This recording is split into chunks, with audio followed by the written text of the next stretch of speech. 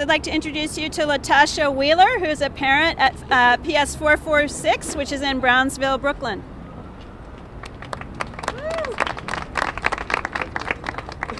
Thank you. I couldn't remember everything I wanted to say because there's a lot I feel about this test because I have 3 kids who've taken 2 of them who've taken the test and 1 who's a 3rd grader. And I've seen over the years how the test has constantly changed, how sometimes the test wasn't even accurate and my child was still being judged according to this test. And I found this to be wrong. As of last year, I found out that I actually had the right to opt my child out of the test, which we never knew we had the right to do this. We found this out because of other parents who had done it last year. So I wrote a little bit of the way I feel. As far as I can remember, a test has been used to determine your knowledge of a particular area of study. So why is it that this test is being shoved down our throats? Does it really take 3 days, 210 minutes to find out if my 8-year-old knows how to read and write? No, I don't think so. Does it take 210 minutes to find out if my 8-year-old is proficient in math? No, again, I don't think so.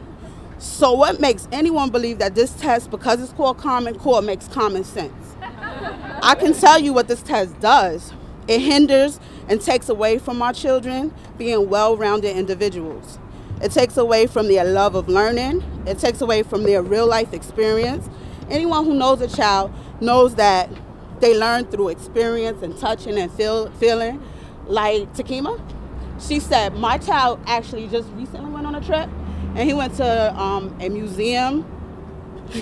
He went to a museum in Manhattan, and they were learning about different cultures, and they learned how Manhattan became the name Manhattan, that it used to mean Mannahatta, and he actually taught me things when he came back, and he was actually happy that he learned this. And these are the things that we like to see in our children that we're not seeing because of this test, because they take the money for this test and take it away from the things that we could be doing in the schools.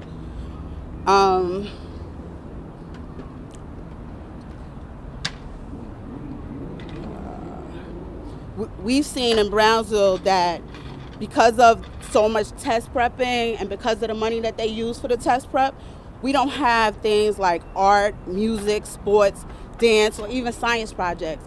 We can have the next Bach, the next Picasso, but how will we know if we don't have these programs?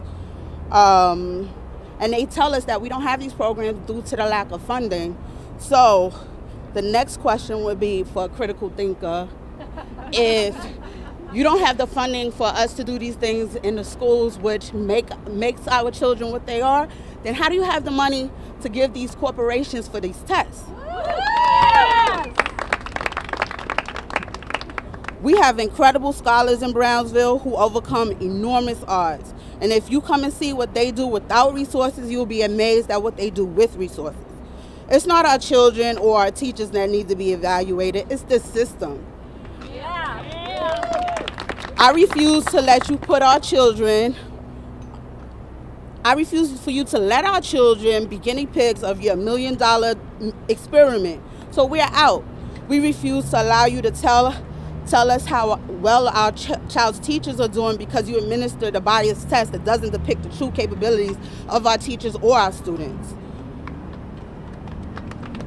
Brownsville is losing valuable teachers because of these high-stakes tests. There's so many teachers that we've had in the past that have left because they didn't want their grades to go lower because we didn't have the resources that we needed for these tests.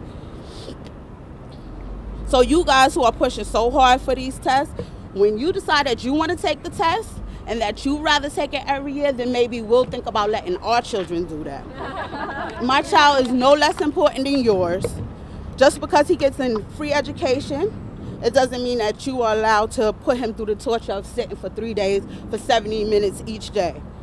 You will not dull our children's love of learning. You will not damage our children emotionally. You will, however, be held accountable for teaching our children the fundamentals of learning and not taking the test. You know the old saying, you give a man a fish, he eats for a day. You teach him to fish, he eats for a lifetime. Well, the same thing is true with the children. You teach our children to take a test, they'll pass that test today. But if you teach our children how to learn, they will learn for a lifetime. Yeah. My son is out, PS446 is out, and Brownsville is out.